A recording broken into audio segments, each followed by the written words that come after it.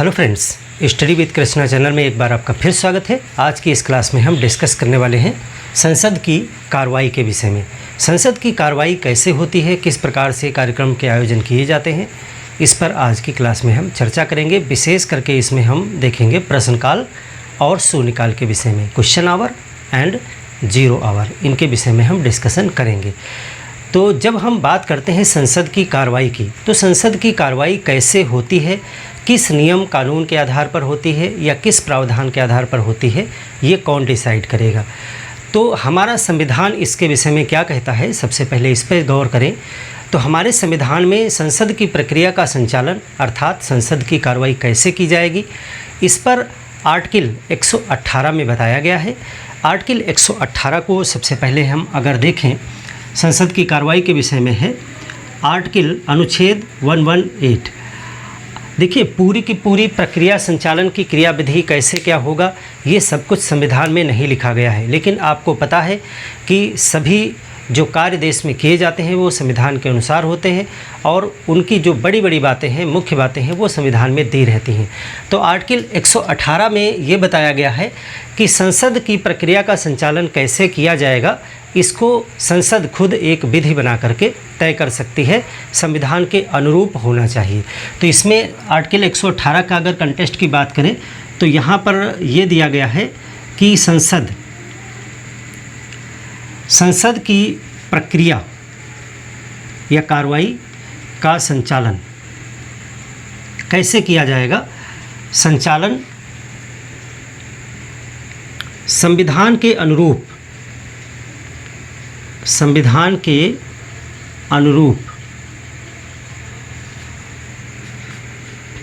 करने के लिए संसद विधि बना सकती है। यानी कि दो बातें इसमें हैं। एक तो संसद की कार्रवाई का संचालन कैसे किया जाएगा, वो संसदीय विधि के आधार पर किया जाएगा। संविधान ने सिर्फ पावर दे दी है, वो पावर दिया है संसद को कि संसद विधि बना करके ये तय कर सकती है कि संसद की प्रक्रिया का संचालन किस प्रकार से किया जाएगा, और संसद ने इसके लिए एक विधि बनाई है। और एक चीज़ और इसमें गौर करने वाली है कि वो संविधान के अनुरूप होना चाहिए, यानी प्रक्रिया का संचालन कुछ ऐसे प्रकार से किया जाएगा कि संविधान का उल्लंघन नहीं होना चाहिए। तो आर्टिकल 118 में ये चीज़ दी गई है जो आप गौर कर सकते हैं। अब बात करते हैं संसद की कार्रवाई की। संसद की कार्रवाई किसके आधार पर होती है। संसद की कार्रवाई एक विधि के आधार पर होती है। वो विधि जो है संसद ने ही बनाई है और दोनों ही सदन, लोकसभा और राज्यसभा, अपने अपने नियम प्रक्रियाएं तय कर सकते हैं। वो अपने लिए नियमों में संशोधन भी कर सकते हैं, कैसे क्या करना है वो सब कुछ वही तय करते हैं। तो देखें कौन कौन सी चीज़ें मुख्य रूप से गौर करना है आपको, वो देखें। संसद की कार्रवाई की जब हम बात करते हैं तो यहाँ पर ये आपको देखना है कि संसद कैसे चलती है, क्या होता है। तो देखिए, संसद में जो कार्रवाई है, एक दिन की कार्रवाई को हम 4 भागों में बांटेंगे। एक दिन की कार्रवाई आपको हमने पहले भी बताया था कि संसद की जो बैठक है वो सुबह में यानी 11 बजे स्टार्ट होती है और शाम को 6 बजे तक चलती है।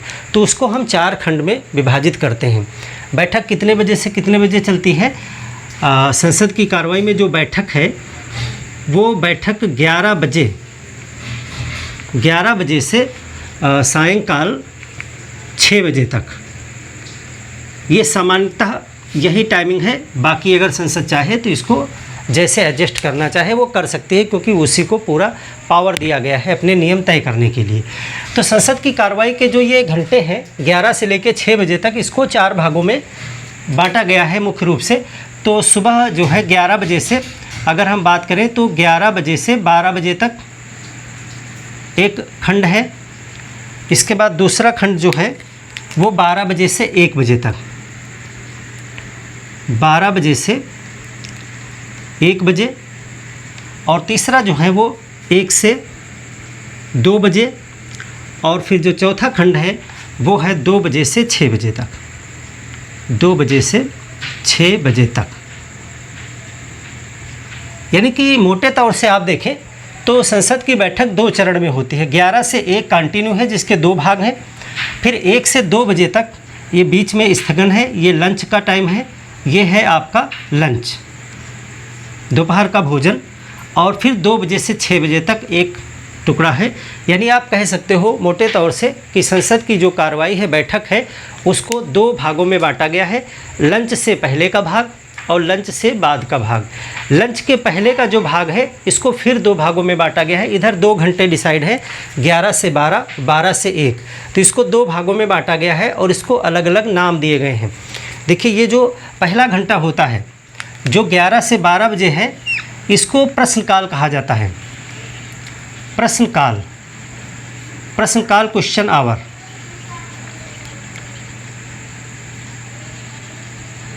Question our. और जो 12 बजे से 1 बजे वो सामान्यतः जो है वो 0 आवर या शून्यकाल कहलाता है। शून्यकाल, 0 आवर। और लंच तो हमने आपको बता ही दिया, 1 से 2 लंच हो गया। और जो 2 बजे से 6 बजे तक का टाइम है, ये महत्वपूर्ण टाइम है। इसमें संसद के जो विशेष काम होते हैं, जो आप कह सकते हो मुख्य कार्य हैं विधि बनाने का, वो इधर ही होता है। तो इसको कहते हैं एजेंडा। एजेंडा का समय है, यानी मुख्य एजेंडा इधर ही होता है। इसमें जो है आपकी चर्चाएं होती हैं, चर्चा होते हैं, संकल्प रखे जाते हैं, प्रस्ताव रखे जाते हैं और विधेयक पास किए जाते हैं। ये सब काम जो है इधर ही होते हैं। तो ये मुख्य एजेंडा है, चर्चाएं करना, संकल्प करना, प्रस्ताव पास करना, विधेयक पास करना, ये सब 2 बजे से 6 बजे के बीच का समय होता है एजेंडा टाइम। लंच के बाद का, अब लंच के पहले का जो कार्यक्रम है इसको 2 भागों में हमने बांटा है। पहला घंटा प्रश्नकाल है और दूसरा घंटा शून्यकाल है। तो आइए समझते हैं कि ये जो 2 मुख्य हैं जो आज की क्लास में हम पढ़ेंगे, इसको देखेंगे आज। इसके बाद हम नेक्स्ट क्लास में प्रस्ताव वगैरह पे, संकल्प क्या होते हैं, प्रस्ताव क्या हैं और विधेयक क्या होते हैं, कैसे किया जाता है, इसके लिए हम अलग से क्लास करेंगे। आज की इस क्लास में हम 2 चीज़ों पर बात करेंगे, प्रश्नकाल और शून्यकाल पे। इम्पॉर्टेंट है, यहाँ से बहुत क्वेश्चन बनते हैं। तो सबसे पहले आइए प्रश्नकाल पर चर्चा करते हैं। प्रश्नकाल क्या है? प्रश्नकाल, वैसे टाइमिंग पे अगर हम बात करें तो ये देखिए, टाइम जो है ये सामान्य जो नियमावली है उसके आधार पर है कि प्रश्नकाल पहले होगा, शून्यकाल उसके बाद में होगा, यानी 12 से 1 में होगा। 12 बजे को 00 टाइम माना गया, इसीलिए जो है इसको शून्यकाल नाम दिया गया है। और ये इंडिया की ही इजाद है। संसदीय प्रक्रिया में शून्यकाल जो है वो भारत ने जो है शून्यकाल दिया है। तो ये क्वेश्चन भी आ सकता है, शून्यकाल किसकी देन है? तो ये भारत की देन है। तो शून्यकाल कभी कभी पहले भी हो सकता है, प्रश्नकाल बाद में भी हो सकता है। राज्यसभा ने अभी जल्दी ही में अपनी प्रक्रियाओं में थोड़ा सा संशोधन किया है और राज्यसभा ने शून्यकाल को उठा करके पहले कर दिया है, यानी 11 से 12 बजे, और प्रश्नकाल को इधर कर दिया है। तो ये कोई बड़ी बात नहीं है। हर सदन को अपनी नियम और प्रक्रियाएँ तय करने का अधिकार है और वो अपने हिसाब से टाइम को एडजस्टमेंट कर सकते हैं। लेकिन सामान्यतः ये जो है सिनेरियो, जो क्वेश्चन आपके बनेंगे, पहला घंटा क्या है, दूसरा घंटा, तो प्रश्नकाल और शून्यकाल क्रमशः होते हैं। लेकिन राज्यसभा के संदर्भ में जब बात करेंगे तो आप एक चीज़ नोट कर लें कि राज्यसभा ने 2014 से ये परिवर्तन किया है कि शून्यकाल को 11 बजे से 12 बजे कर दिया है और प्रश्नकाल को 12 बजे से 1 बजे कर दिया है। इस लाइन को आप नोट कर लीजिएगा। तो चलिए सबसे पहले हम प्रश्नकाल पे बात करते हैं डिटेल में कि प्रश्नकाल क्या है। उसके बाद हम शून्यकाल को देखेंगे और साथ ही साथ में 2 और छोटी चीज़ें देखेंगे, आधे घंटे की चर्चा और 2 घंटे की चर्चा, इसको भी हम देखेंगे, या अल्पकालीन चर्चा अथवा 2 घंटे की चर्चा, उस पर भी हम बात कर लेंगे। तो सबसे पहले हम बात करेंगे आपका प्रश्नकाल, क्वेश्चन आवर। जैसा नाम से स्पष्ट है, प्रश्नकाल यानी प्रश्न पूछने का समय, काल का मतलब समय होता है। तो प्रश्न पूछने का समय है, तो कौन किससे प्रश्न पूछता है, कैसे प्रश्न पूछता है और क्यों पूछता है। तो जब लोकतंत्र की बात की जाती है, लोकतंत्र में भारत में एक उत्तरदायी सरकार की स्थापना की गई है, यानी जनता को वो जवाब दे, तो जनता सरकार से प्रश्न पूछ सकती है। तो कैसे? जनता एक एक आदमी जाके वहाँ प्रश्न नहीं पूछेगा। इसका मतलब जनता के द्वारा जो चुने गए प्रतिनिधि हैं, जो MP हैं, जो संसद में बैठते हैं, वही प्रश्न पूछेंगे। तो प्रश्न कौन पूछता है? प्रश्न पूछते हैं सांसद लोग यानी सदस्य, लोकसभा के सदस्य जो होते हैं, राज्यसभा के सदस्य जो होते हैं, वो प्रश्न पूछते हैं। प्रश्न किससे पूछेंगे? प्रश्न वो सरकार से पूछेंगे। सरकार का मतलब है मंत्रिपरिषद। मंत्रिपरिषद यानी विभिन्न मंत्रालयों के जो मंत्री हैं उनसे वो प्रश्न पूछते हैं। तो इसी प्रश्न पूछने का जो समय दिया गया है वो पहला घंटा है 11 से 12 बजे, उसको प्रश्नकाल कहा गया है। तो कैसे प्रश्न पूछा जाएगा? क्या सब तड़बड़ तोड़ एक साथ बैठ करके मंत्री महोदय से प्रश्न पूछने लगेंगे, या कुछ इसके लिए अनुशासन या नियमावली की गई है? तो इसके लिए काफ़ी अनुशासित नियम बनाए गए हैं, उनको ही इसमें हम डिस्कस करेंगे। तो प्रश्नकाल क्या है? प्रश्नकाल क्यों आवश्यक है? प्रश्नकाल इसलिए आवश्यक है ताकि सरकार का उत्तरदायित्व जो है वो निर्धारित किया जा सके। सरकार अगर कोई काम कर रही है, अर्थात मंत्रालय, विभिन्न मंत्रालय तमाम योजनाएं निकाल रहे हैं, पैसा खर्च कर रहे हैं, तो उनसे क्वेश्चन भी किया जाना चाहिए कि आप क्या कर रहे हैं देश में, योजनाओं के संदर्भ में, खर्च किए जा रहे पैसे के संदर्भ में क्या क्या चीज़ें हैं, उन पे प्रश्न किया जा सकता है। हर सदस्य का ये संसदीय विशेषाधिकार है कि वो मंत्रियों से प्रश्न पूछ सकता है। और ये प्रश्नकाल का महत्व है कि अगर प्रश्नकाल को हटा दिया जाएगा तो लोकतंत्र स्थापित नहीं हो जाएगा, लोकतंत्र स्थापित नहीं हो पाएगा, लोकतंत्र की जो भूमिका है वो समाप्त हो जाएगी। क्योंकि लोकतंत्र का मतलब ही है कि जहाँ पर जनता अपनी आवाज़ को रख सके, जनता सरकार से प्रश्न कर सके, अपने अधिकारों की मांग कर सके। तो यदि प्रश्न पूछने का ही अधिकार नहीं होगा तो फिर लोकतंत्र का महत्व शून्य हो जाएगा।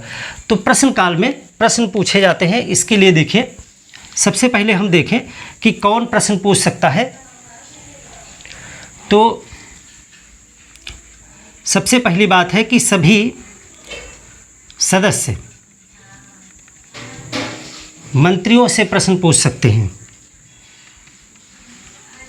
मंत्रियों से प्रश्न पूछ सकते हैं, इसीलिए इसको प्रश्नकाल कहा गया है। तो सभी सदस्य मंत्रियों से प्रश्न पूछ सकते हैं। अब जरा इसके इतिहास पे गौर करें, इतिहास पे गौर करें कि ये अधिकार जो है भारत में कैसे कैसे भारतीयों को मिला था। तो इसकी शुरुआत, प्रश्नकाल की जो शुरुआत है ये कहाँ से हुई? ये जो है प्रश्नकाल जो है कहाँ से आया? तो ये ब्रिटेन से आया है। ब्रिटेन की संसद में इसकी शुरुआत जो है 1721 से ब्रिटेन में ये अधिकार दिया गया वहाँ के सांसदों को कि वो प्रश्न पूछ सकते हैं। तो वहीं से हमने इस प्रक्रिया को एडॉप्ट किया है। लेकिन भारत में ब्रिटेन का ही शासन था, तो भारतीयों को प्रश्न पूछने का अधिकार अगर बात करें तो 1892 का जो भारत परिषद अधिनियम था, जब ये आया 1892, भारत परिषद इंडियन काउंसिल एक्ट, आपको इतिहास में पढ़ाया गया होगा, अधिनियम ये आया था भारत में 1892 में। तो यहाँ पर जो है भारतीयों को प्रश्न पूछने का अधिकार मिला था। भारतीयों को प्रश्न पूछने का अधिकार, प्रश्न पूछने का अधिकार, आपको पता है कि प्रश्न पूछने का भी अधिकार मिला था, बजट पे बहस करने का भी अधिकार 1892 में मिला था। इतिहास में आप इसको डिटेल में पढ़ चुके हैं कि 1892 के भारत परिषद अधिनियम में भारतीयों को बजट पे बहस करने का अधिकार दिया गया, साथ ही साथ प्रश्न पूछने का अधिकार दिया गया। लेकिन इसमें मतदान का अधिकार नहीं था। प्रश्न तो आप पूछ सकते हो, लेकिन जब पास करने के लिए वोटिंग होगी तो भारतीय वोट नहीं डाल सकते थे, और भारतीय सप्लीमेंट्री क्वेश्चन भी नहीं कर सकते थे, यानी पूरक प्रश्न भी नहीं कर सकते थे। अभी हम पूरक प्रश्न पे भी बात करेंगे क्या होता है। तो भारतीयों को प्रश्न पूछने का अधिकार सबसे पहले कब मिला था? तो आप कहेंगे उत्तर है 1892 के भारत परिषद अधिनियम से। बाकी स्वतंत्रता के बाद में शुरुआत से ही हमने भारतीयों को मंत्रियों से प्रश्न पूछने का अधिकार दिया गया है सदस्यों को। और ये चीज़ कहाँ से आई है? ये ब्रिटेन से निकल के आई, वहाँ 1721 से ही ब्रिटेन में संसद में ये चीज़ लागू कर दी गई थी। तो ये थोड़ा सा इसके इतिहास में आप जा सकते हैं। अब ये क्या है प्रश्नकाल? सभी सदस्य मंत्रियों से प्रश्न पूछ सकते हैं। तो कैसे प्रश्न पूछे जाते हैं? तो इसमें जो है जो प्रश्न होते हैं वो 10 दिन पूर्व सूचना देनी होती है। यानी कि प्रश्न पूछना है आपको, तो आपको कम से कम 10 दिन पहले इसकी सूचना देनी पड़ेगी कि आप किस मंत्री से और कौन सा प्रश्न पूछेंगे। दोनों चीज़ें आपको बतानी होंगी कि आप कौन सा प्रश्न पूछेंगे और किस मंत्रालय के मंत्री से पूछेंगे, ताकि वो उसका उत्तर तैयार करके, अर्थात आप कह सकते हो कि इसमें मंत्रियों के लिए पेपर पहले से आउट होता है, यानी कि आपके एग्ज़ाम का पेपर पहले से ही आपको बता दिया जाए 10 दिन पहले कि परीक्षा में आपसे कौन कौन से प्रश्न पूछे जाएंगे। तो बिल्कुल वही चीज़ है कि जो भी सदस्य प्रश्न पूछेंगे वो 10 दिन पहले इसकी सूचना देंगे। तो किसे सूचना देंगे, तो देखिए इसको जो है सदन के महासचिव को देना होगा।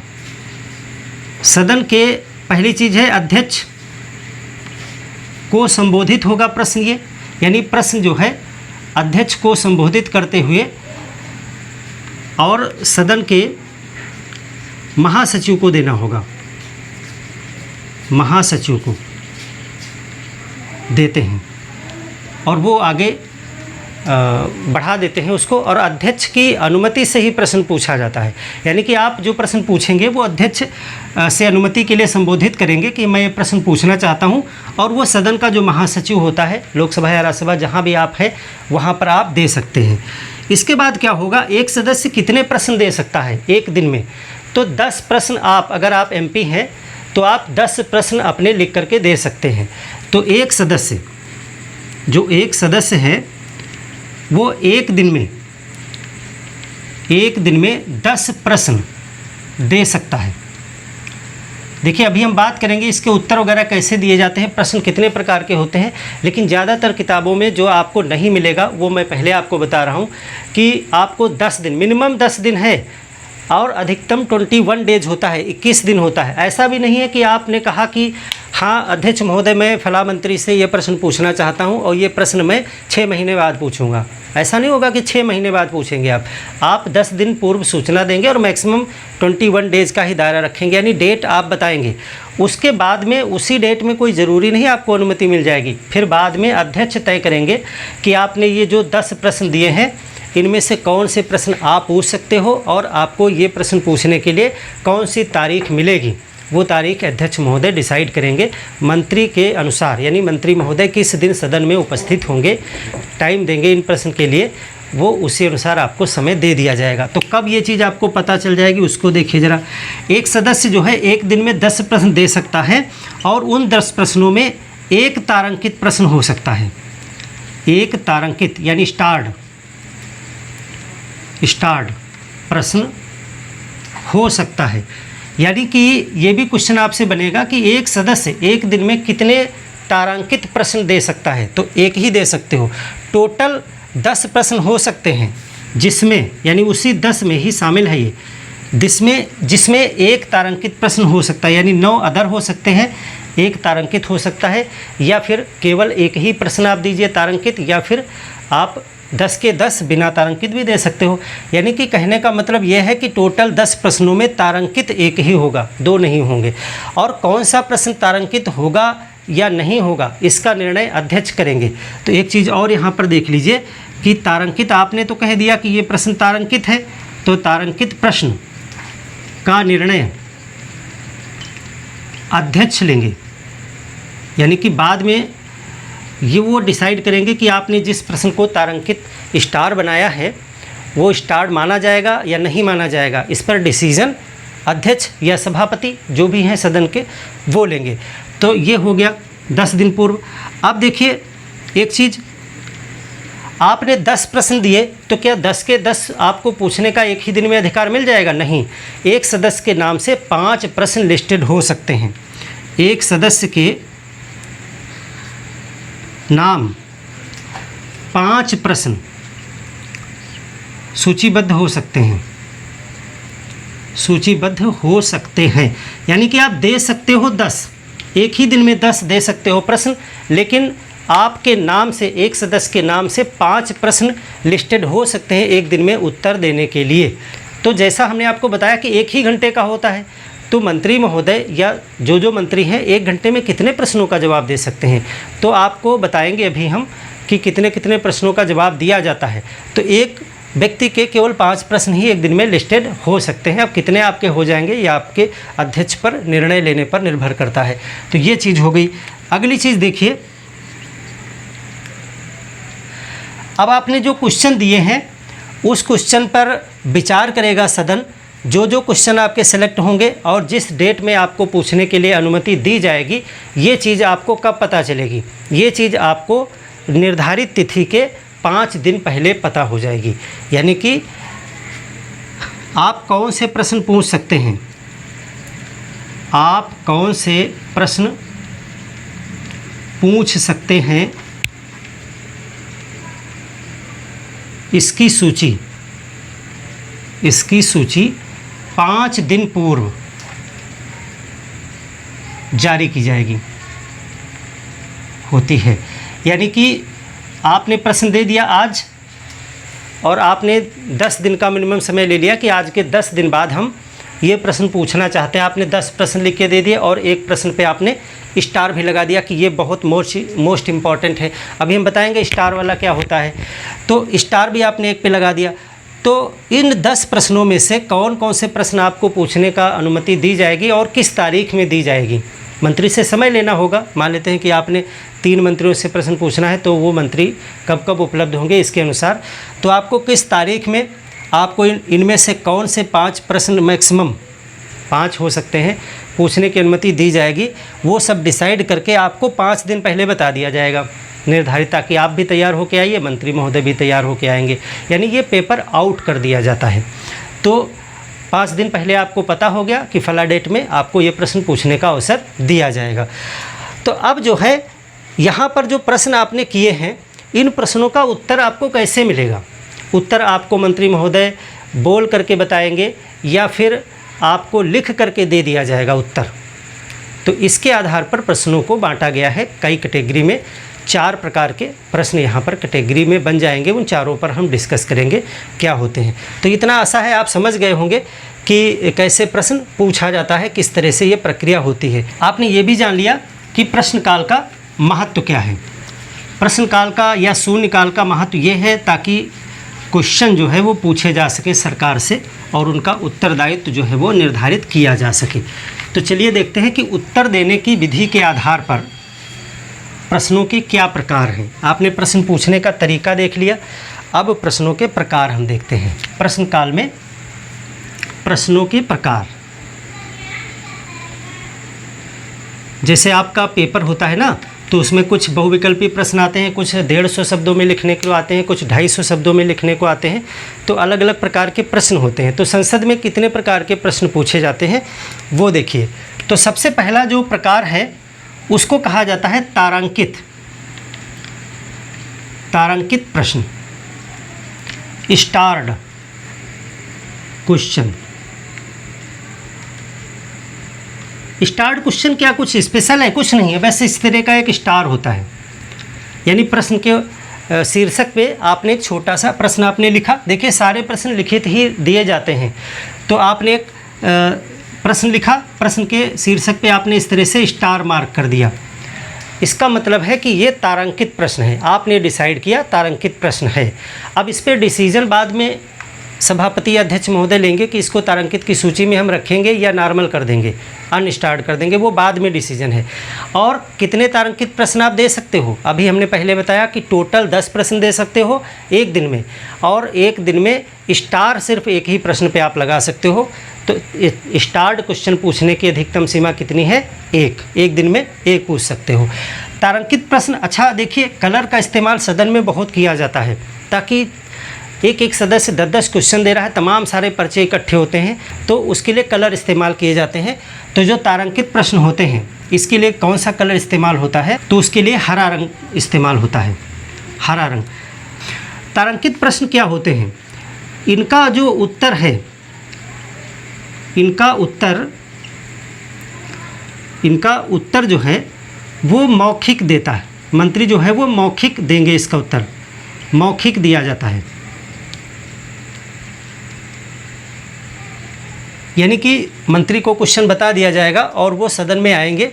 सदन में जिस डेट में आपको क्वेश्चन पूछा है, अध्यक्ष आपको अनुमति देंगे कि आप अपना प्रश्न पूछ सकते हैं। आपके पास में वो लिस्ट 5 दिन पहले ही मिल चुकी होगी आपको कि आपके कौन से क्वेश्चन सेलेक्ट हुए हैं पूछने के लिए, और वही क्वेश्चन नंबर पढ़ करके आपको वो प्रश्न मंत्री महोदय से पूछना है।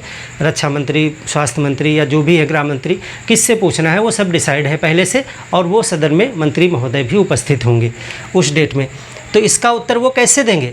इसका उत्तर वो लिखित देंगे। अब आपको समझ में आ गया कि स्टार लगाने का क्या महत्व है और क्यों आप ज़्यादा प्रश्न नहीं पूछ सकते हो, क्योंकि इसका उत्तर वो मौखिक देंगे बिना लिखे हुए, इसीलिए ज़्यादा प्रश्न आप नहीं पूछ सकते हो।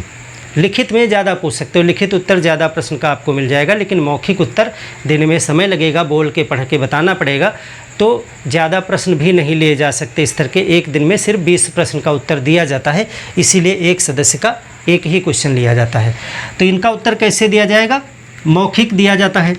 अब अगर उत्तर मौखिक दिया जा रहा है तो अगर इस उत्तर में से कोई और प्रश्न आपको समझ में आता है तो वो भी आप पूछ सकते हैं, यानी कि इस पर पूरक प्रश्न पूछ सकते हैं आप। इस पर पूरक प्रश्न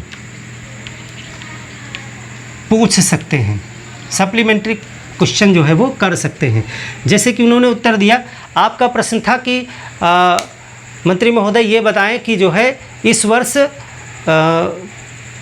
कितनी विधवाओं को कितनी पेंशन दी गई। मान लेते हैं एक उदाहरण, ये क्वेश्चन आपने किया है कि इस वित्तीय सत्र में कितनी विधवा महिलाओं को कितने रुपए पेंशन अलॉट किया गया, ये आपका क्वेश्चन था।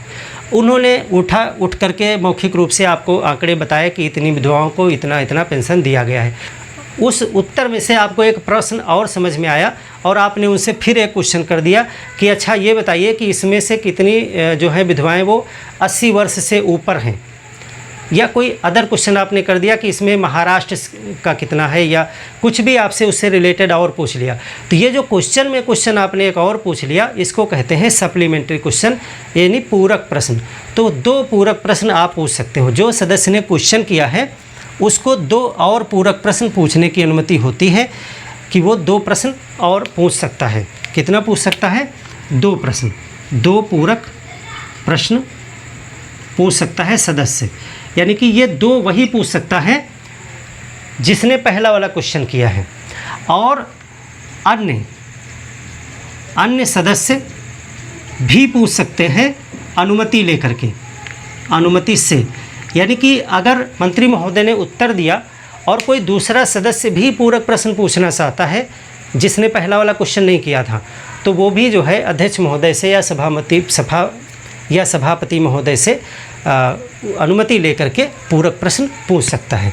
तो ये पूरक प्रश्न हो गया। अब देखिए एक दिन में कितने तारांकित प्रश्न हैंडल किए जाते हैं, तो इस पर आप लिखें एक दिन में 20 तारांकित प्रश्न उत्तर दिए जाते हैं। 20 तारांकित प्रश्नों के उत्तर दिए जाते हैं। सामान्यतः ये सब सामान्यता है, ये सब घट बढ़ भी सकता है, समय के अनुसार है। तो 20 तारांकित प्रश्न एक दिन में लिए जाते हैं, क्योंकि बोल करके उत्तर दिया जाता है। अब देखिए एक चीज़ अभी हमने आपको शुरू में बताई थी कि राज्यसभा ने अपना समय बदल दिया है, प्रश्नकाल बाद में कर दिया है, शून्यकाल पहले कर दिया है। तो होता यह है कि एक ही टाइम में जो मंत्री होते हैं वो दोनों सदन में तो उपस्थित हो नहीं सकते हैं। मंत्रियों का एक विशेषाधिकार होता है कि मंत्री संसद के दोनों सदनों की कार्रवाई में भाग ले सकते हैं।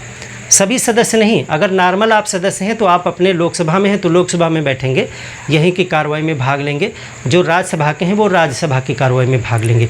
लेकिन जो मंत्री होते हैं वो किसी भी सदन के हों। आपको पता है मंत्री किसी भी सदन का हो सकता है, राज्यसभा या लोकसभा का हो सकता है, हालांकि ज़्यादातर लोकसभा के होते हैं।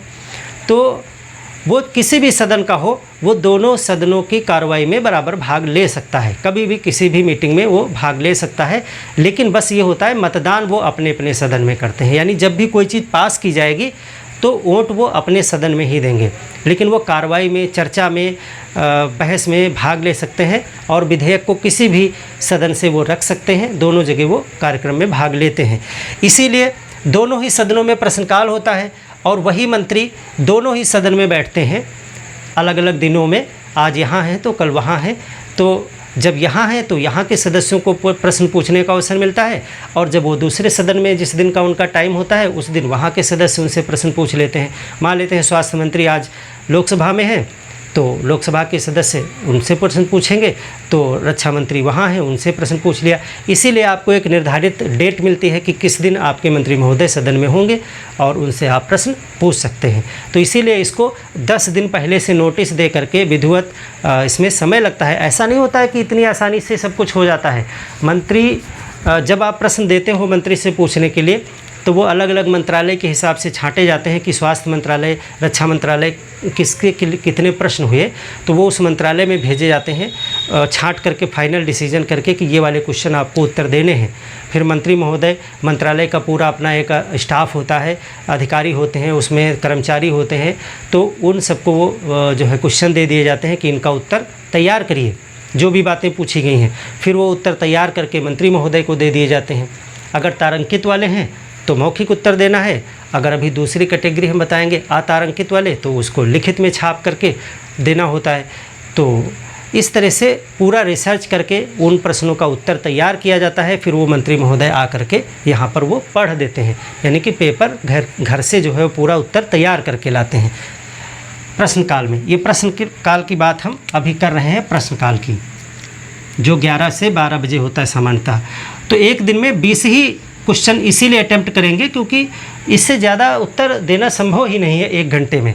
तो 20 प्रश्न आपके लिए जाएंगे और पूरक प्रश्न इसमें आप पूछ सकते हैं आमने सामने ही। 10 दिन की पूर्व नोटिस पर होता है, 10 दिन की पूर्व नोटिस पर नोटिस देनी होती है और एक सदस्य एक ही तारांकित प्रश्न पूछ सकता है, एक तारांकित प्रश्न पूछ सकता है। तो ये हो गया आपका स्टार्ड। अब दूसरा जो टाइप है उस पे ज़रा देखें, उसको कहते हैं अतारांकित प्रश्न।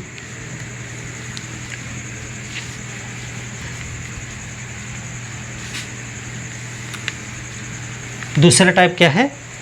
दूसरा है, उसको कहते हैं अतारांकित प्रश्न।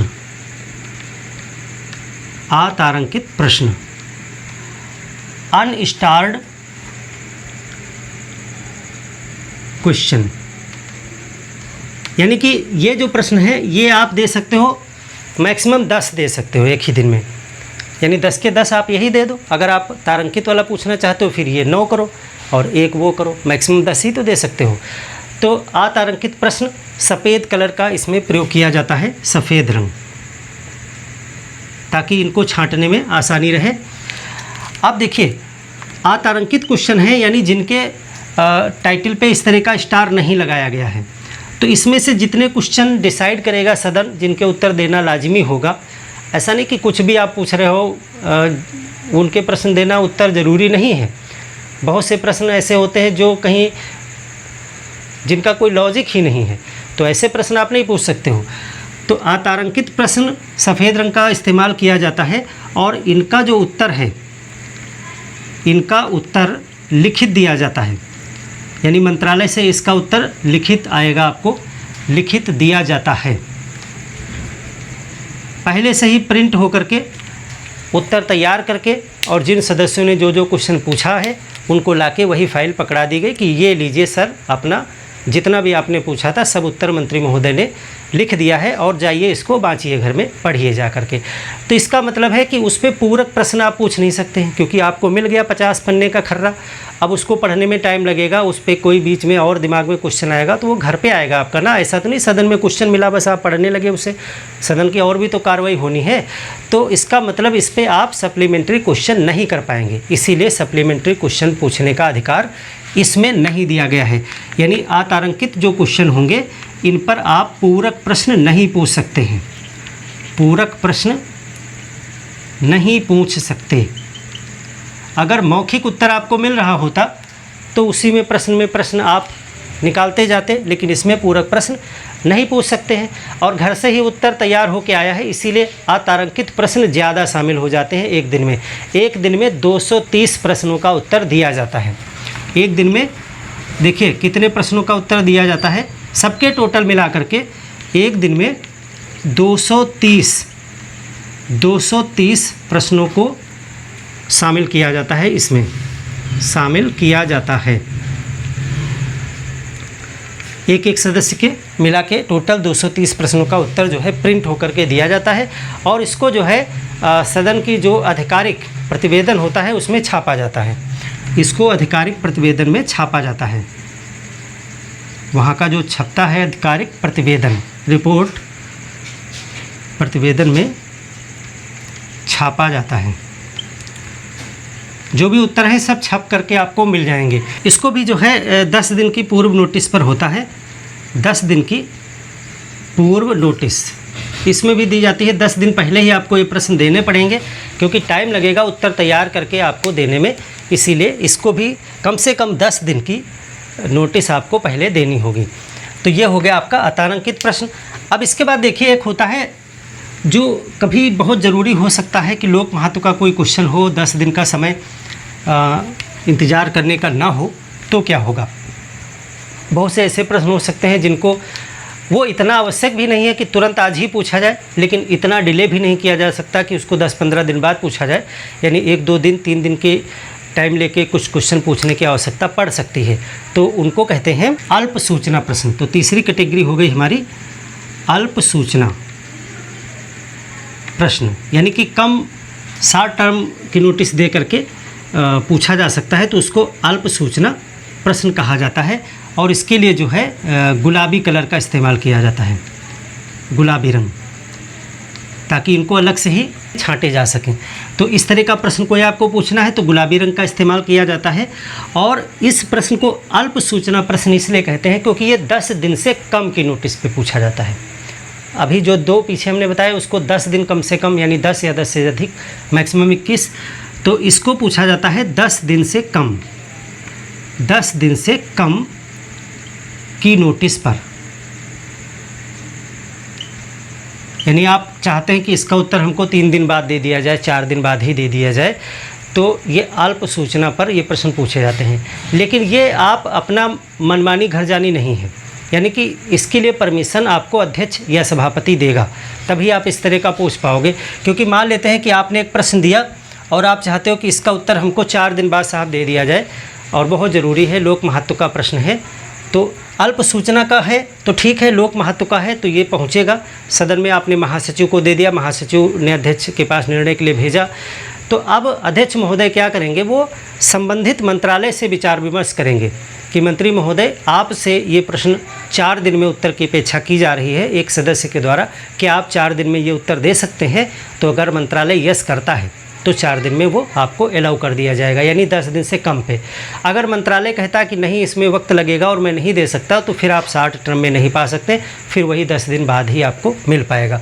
तो 10 दिन से कम की नोटिस पर कब हो सकता है कि यदि ये कोई महत्वपूर्ण है, महत्वपूर्ण लोक महत्व का है, यानी कोई इंपॉर्टेंट क्वेश्चन है जो लोक महत्व का क्वेश्चन है, जल्दी आपको उत्तर चाहिए, तो 10 दिन की कम नोटिस पर आप इसे पूछ सकते हैं।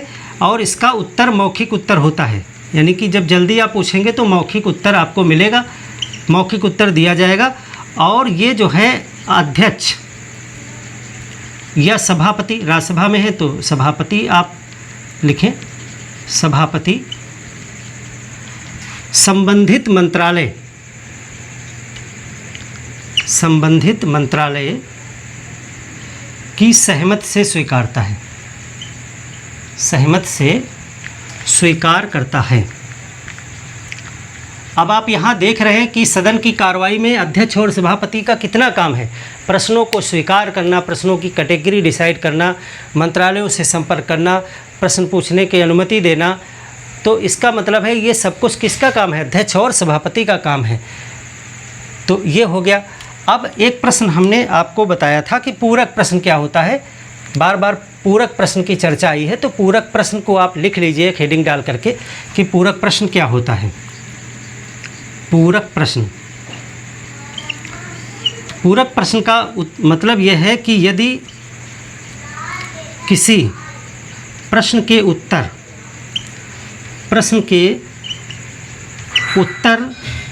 में से कोई अन्य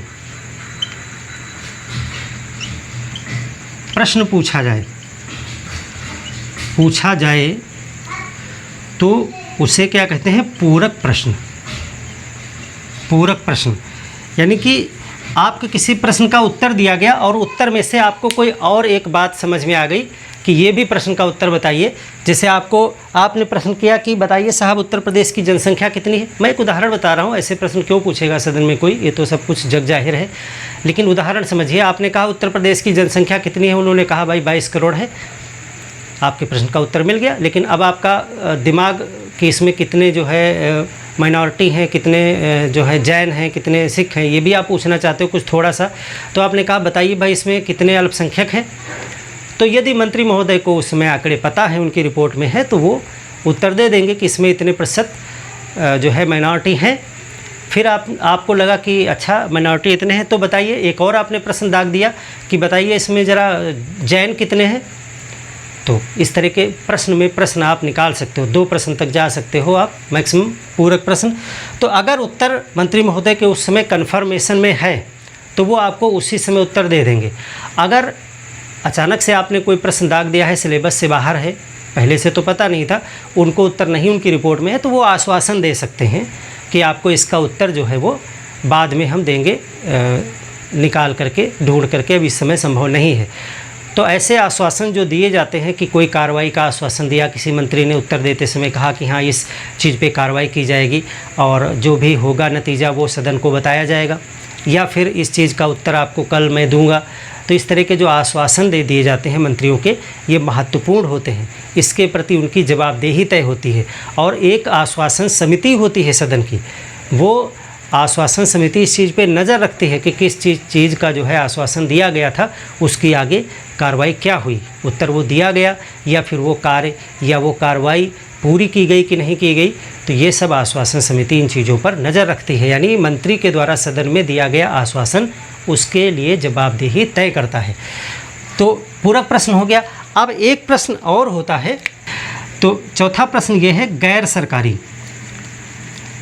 सरकारी सदस्य से प्रश्न। तो इसके लिए जो है पीला रंग प्रयोग किया जाता है। तो ये गैर सरकारी सदस्य से प्रश्न का मतलब क्या है? देखिए अभी तक जो हमने 3 कैटेगरी आपको बताई, तारांकित, अतारांकित और अल्प सूचना, ये प्रश्न कौन पूछ रहा है? ये प्रश्न पूछ रहे हैं लोकसभा राज्यसभा के मेंबर, सदस्य, कोई भी सदस्य। और किससे पूछ रहे हैं? मंत्री से पूछ रहे हैं, यानी सरकार से पूछ रहे हैं। देखो सदस्य लोकसभा राज्यसभा में सभी हैं, तो जो सदस्य मंत्री बन जाते हैं उनको कहते हैं सरकारी सदस्य, और जो मंत्री नहीं बन पाते हैं उनको कहते हैं गैर सरकारी सदस्य।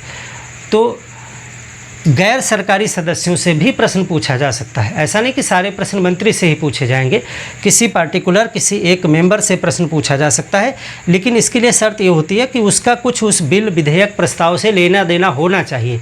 जैसे मान लिया कि जनसंख्या नियंत्रण पे कोई बिल पेश हो रहा है और उसमें कोई पार्टिकुलर मेंबर है जिसका उस बिल में बहुत योगदान है, हस्तक्षेप है, प्रभाव है, उसमें लगा हुआ है वो, तो उस पार्टिकुलर सदस्य से भी, गैर सरकारी सदस्य अगर वो मंत्री नहीं भी है तब भी उससे प्रश्न किया जा सकता है।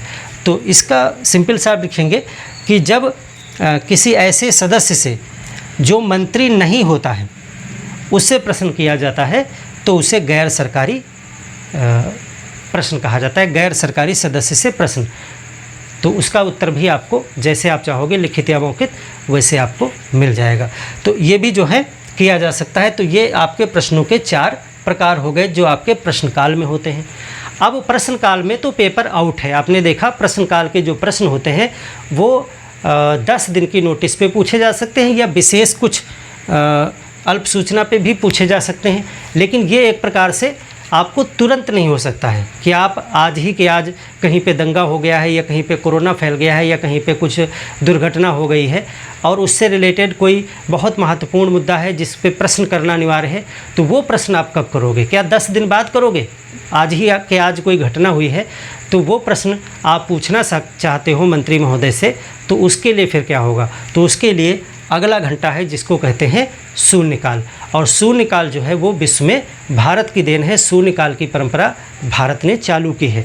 तो चलिए शून्यकाल को देखते हैं। शून्यकाल और प्रश्नकाल में क्या अंतर है? शून्यकाल में प्रश्न तुरंत पूछे जाते हैं, इसके लिए आपको पहले से कोई सूचना नहीं देनी पड़ती है। 10 दिन पहले, 15 दिन पहले से कोई सूचना नहीं देनी पड़ती है।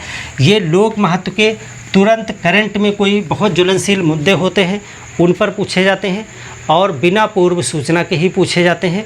हालांकि छोटी सी सूचना पूर्व दी जाती है, उसी दिन 10 बजे दी जाती है कि आज हम ये प्रश्न उठाने वाले हैं।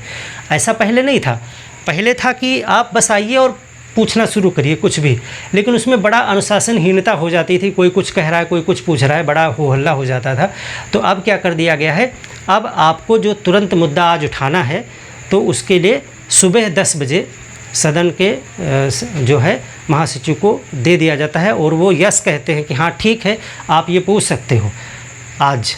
तो वही चीज़ आप पूछोगे आज के दिन में। तो 10 बजे कम से कम आपकी फाइनल एक लिस्टिंग हो गई कि इतने प्रश्न आज उठाए जाने हैं। लेकिन इसमें मंत्रियों को समय नहीं मिल पाता है। 11 बजे तो सदन खुल जाएगा और 10 बजे ये प्रश्न आए हैं तो पेपर आउट नहीं होता है। ये समझिए बिल्कुल एग्ज़ाम है, 10 बजे सील खुली पेपर की और बट गया, 11 बजे से एग्ज़ाम शुरू है।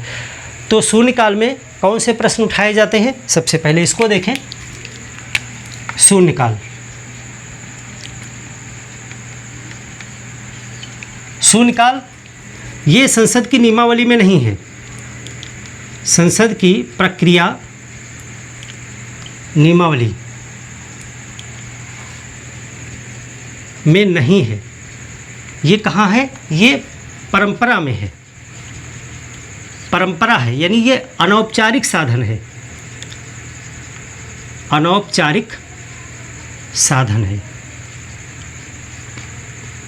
परंपरा में चला आ रहा है कि शून्यकाल होगा, हालांकि ये प्रक्रिया में लिखित रूप में शून्यकाल का जिक्र नहीं है।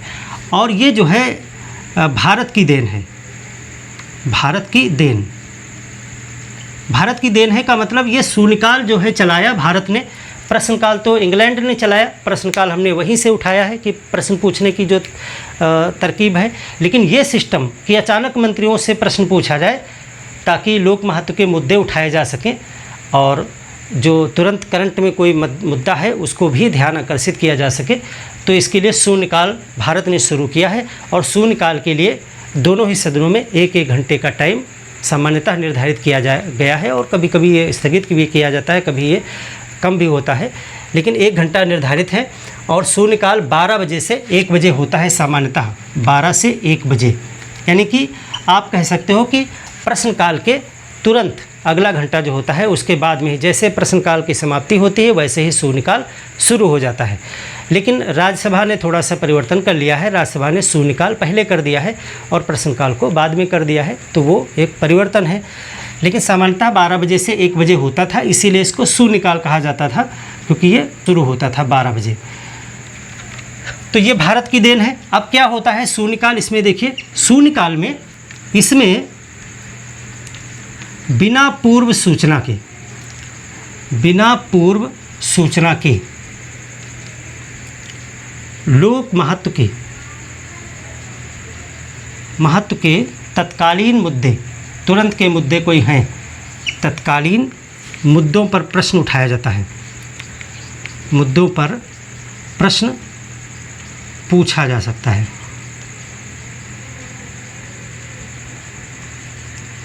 और ये वो टाइम है जिससे मंत्री लोग बहुत घबराते हैं कि इसमें पेपर पहले से पता नहीं होता है, इसमें तो पहले से पता नहीं कौन सा प्रश्न कौन सा सदस्य क्या पूछ देगा और अचानक से मंत्री को जवाब देना पड़ता है। कभी कभी वो हड़बड़ाहट में या कुछ गलत आंकड़े भी बोल देते हैं या जो नहीं बोलना चाहिए ऐसे उत्तर भी बोल देते हैं, जिससे सरकार की बड़ी कभी कभी किरकिरी भी हो जाती है। तो ये हो जाता है सदन में कि आज तैयार होके तो आप आए नहीं हैं, प्रश्न आपको पता नहीं था और अचानक से ज्वलंत मुद्दा होता है, इसीलिए सब जनता की नज़र भी होती है उस चीज़ पे कि हाँ ये चीज़ हो गई है। अभी भी दिल्ली में एक बहुत बड़ा ब्रिज गिर गया है और इसी पे तुरंत जो है अगले दिन क्वेश्चन उठा दिया गया सदन में। तो ऐसे में मंत्री भी तैयार नहीं है कि पुल किस योजना में बना था, कितना पैसा लगा, कौन क्या बन रहा था, क्या हो रहा था, ये तैयारी तो थी नहीं। अचानक से क्वेश्चन आया तो उसमें काफ़ी सतर्क रहना पड़ता है मंत्रियों को जवाब देने के लिए। लेकिन लोकतंत्र के लिए एक बहुत ही महत्वपूर्ण साधन है ये, सरकार को कटघरे में लाना, सरकार का उत्तरदायित्व निर्धारित करना, सरकार से क्वेश्चन करना, आमने सामने क्वेश्चन करना, यही सब लोकतंत्र की जान है। लोकतंत्र में अगर ये चीज़ें हटा दी जाएंगी, अगर आप शासक हैं और आपसे कोई क्वेश्चन ही नहीं पूछ सकता है तो फिर लोकतंत्र के मायने क्या रह जाएंगे। आप मन की मानी करेंगे, आपसे कोई प्रश्न ही नहीं कर सकता है। तो ये प्रश्न बनेंगे कि सदन की कार्रवाइयों में प्रश्नकाल और शून्यकाल का महत्व क्या है। तो इसमें बिना सूचना के लोक महत्व के तत्कालीन मुद्दों पर प्रश्न पूछा जा सकता है। हालांकि आप लिख लेंगे कि बैठक वाले दिन प्रातः 10 बजे अनुमति लेनी होती है। ऐसा नहीं कि बिल्कुल आप दाग देंगे जा कर के, 10 बजे आप जो है महासचिव को देंगे अपना, कि वो आपको अलाउ करेगा, यस कहेगा, तभी आप उस प्रश्न को रख सकेंगे। तो इसको आप बहुत लंबी नोटिस नहीं कहेंगे, तो सिर्फ अनुशासन के लिए है कि 10 बजे आप अपना नाम लिखवा दीजिए कि आप पूछेंगे। तो अधिकतम 20 प्रश्न उठाए जाते हैं, 20 प्रश्न उठाए जाते हैं, इससे ज़्यादा नहीं, क्योंकि 1 ही घंटे का टाइम है। और ये 1962 से शुरू हुआ, 1962 से जो है ये प्रारंभ हुआ था, और मीडिया ने जो है इसको शून्यकाल नाम दे दिया था। 1962 से भारत में ये चीज़ चली आ रही है। तो इसका उत्तर जो है मंत्री महोदय वहाँ पर देते हैं, जो भी प्रश्न उनसे पूछे जाते हैं। अब चूंकि इसमें आमने सामने क्वेश्चन हो रहे होते हैं तत्कालीन, तो इसको प्रश्नोत्तर काल भी कहा जाता है। इसको जो है प्रश्नोत्तर काल भी कहते हैं। देखिए प्रश्नकाल दूसरा था, ये प्रश्नोत्तर काल है या शून्यकाल जो है इसको कहा जाता है। और सामान्यतः शुरुआत की गई थी 12 से 1 बजे, इसीलिए इसको शून्यकाल कहते थे। अब हम 2 चीज़ों पे बात कर लिए हैं। अब देखिए 2 चीज़ें और होती हैं, उनको भी आप जान लें थोड़ा सा। एक होती है 2 घंटे की चर्चा या अल्पकालीन चर्चा। अल्पकालीन चर्चा, इसको 2 घंटे की चर्चा भी कहते हैं, क्योंकि इसमें जो है 2 से ढाई घंटे की चर्चा होती है किसी मुद्दे पर। चर्चा ये प्रश्न नहीं है, ये चर्चा है। जैसे कि कोई महत्वपूर्ण मुद्दा है, उस पर चर्चा करवानी है थोड़ी सी, तो ये 2 से ढाई घंटे की चर्चा होती है, इसको अल्पकालीन चर्चा कहते हैं। इसमें लोक महत्व का कोई प्रश्न है, लोक महत्व का कोई मुद्दा है जिसको तुरंत में जो है जिस पे चर्चा की जानी जरूरी है, तो इस पे 2 घंटे की चर्चा अध्यक्ष जो है अलाउ करता है। लेकिन ये प्रतिदिन नहीं होता है, इसमें सप्ताह में इसके लिए 2 दिन डिसाइड हैं। इसको कब करते हैं, इसको सप्ताह में 2 दिन करते हैं, हालांकि 2 से 3 दिन भी किए जा सकते हैं ये अध्यक्ष की परमिशन से। तो ये 2 दिन कौन कौन से हैं, देखिए मंगलवार को और गुरुवार को। इसके लिए डिसाइड है 2 घंटे कि आप जो है अगर कोई मुद्दा है तो उसको जो है उठा सकते हैं, उस पर चर्चा कर सकते हैं 2 घंटे की। और एक होती है आधे घंटे की चर्चा। आधे घंटे की चर्चा, जैसे कि कोई प्रश्न आपने उठाया और आप उसके उत्तर से संतुष्ट नहीं हैं और आप चाहते हैं कि इस पे आधा घंटे की बहस हो जाए, तो इसके लिए सप्ताह में 3 दिन डिसाइड हैं। 3 दिन डिसाइड है आधा घंटे की चर्चा के लिए। इसके लिए सप्ताह में 3 दिन का समय है, सप्ताह में 3 दिन।